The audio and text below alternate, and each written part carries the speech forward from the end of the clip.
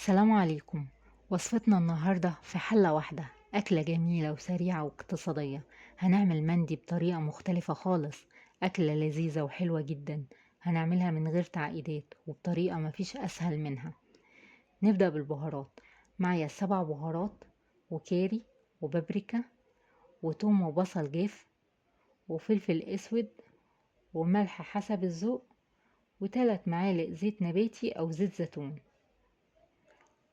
بقلب كل الخليط مع بعضه. الدبابيس انا غسلها كويس بالخل والليمون، ضفت عليهم الدبابيس وقلبتهم في التتبيلة كويس.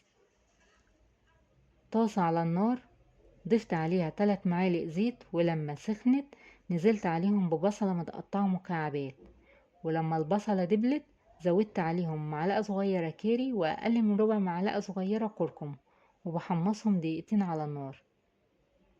نزلت عليهم بنص كيلو رز مغسول ومتصفي كويس، بحمصه دقيقتين على النار. برفعهم من على النار، زودت عليهم المية بتغطي الرز بعقلة.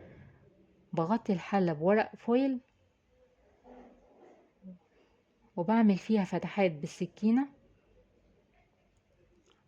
وهرص عليها الدبابيس واضيف باقي التتبيلة عليهم. بغطيها بورق زبدة علشان الفراخ ما تلزقش في ورق الفويل، وبغطيها بورق الفويل وبقفل عليهم كويس جدا. احط الحلة على النار متوسطة 10 دقايق، وبعد كده بهدي النار على الاخر، بتاخد ساعة. بفك الورق من عليها واتأكد ان الدبابيس استوت، بحطها في صينية وادخلها الفرن تتحمر. وده شكل الرز. بديله تقليبة وبغطيه تاني، وبتتقدم بألف هنا. الدبابيس طعمها رهيب، لكن الرز حاجة تانية خالص، طعمه يجنن. بتمنى تجربوها وتقولولي رأيكم ايه. واذا عجبكم الفيديو ما تنسوش لايك واشتراك في القناة. اشوفكم على خير ان شاء الله قريب، وباي باي.